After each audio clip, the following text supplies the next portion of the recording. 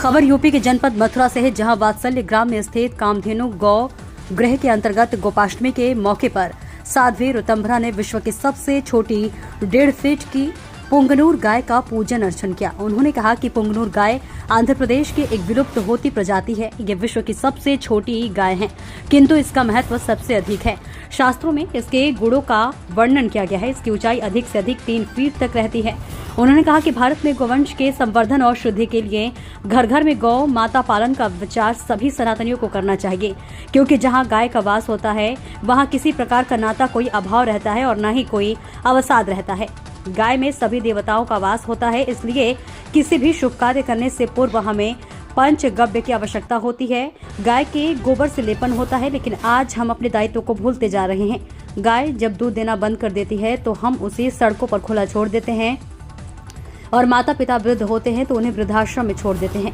ये निंदनीय कार्य है जो कि भारतीयों के लिए शोभा नहीं देता। गोपाष्टमी पर हमें संकल्प लेना चाहिए कि हम पहली रोटी गाय की निकालेंगे और गाय को खिलाएंगे। इसके साथ ही हम गोपालन भी करेंगे, गाय की सेवा भी करेंगे। गौ संरक्षण का दायित्व स्वयं समाज को लेना होगा, तभी गाय सुरक्षित रह पाएगी। मथुरा से अभिषेक सिंह की रिपोर्ट। किसी दूसरी जाति का कोई व्यक्ति सदकर्म भी करे, वो भी हमें दिखाई नहीं देता।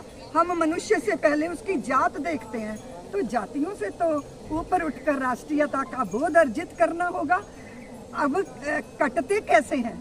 कश्मीर का हिंदू निकाला गया, हमने कहा हम तो नहीं निकाले गए। केरल का हिंदू नरसंहार हुआ, कलकत्ते में हुआ, हमने कहा हमारे साथ तो नहीं हुआ, हिंदुओं के साथ हो रहा है। यही तो बटी हुई मानसिकता है।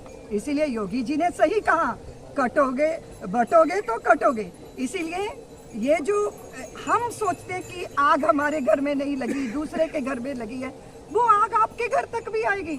जो पड़ोसी पड़ोस की लगी आग बुझाते नहीं है, वो आग आपके घर को भी आके लपेटती है। इस बात को समझना बहुत जरूरी है। दूसरी बात है संप्रदाय, भाषा, प्रांत, जाति, पंथ, ये हमें कोई ना बांट सके। हम भारतीय हैं, हम भारत के हैं, ये बात सबको समझना बहुत जरूरी है। धन्यवाद। भारतीय नस्लों के संवर्धन के लिए, उनकी शुद्धि के लिए और घर घर में गौ माता हो, उसके लिए मैं सारे सनातन जगत का आह्वान करती हूँ। गाय हमारे हृदय में रहे, गाय हमारे घर में रहे, तो घर में ना अवसाद होगा और ना किसी तरह का कोई अभाव होगा। हमारे तन को, मन को, हमारे भावनात्मक जगत को, हमारे मानसिक साम्राज्य को और हमारी आत्मिक शक्ति सत्ता को पुष्ट करने वाली अगर कोई जीवंत सत्ता है तो वो है भारत की गौ माता, जिसमें समस्त देवताओं का वास होता है।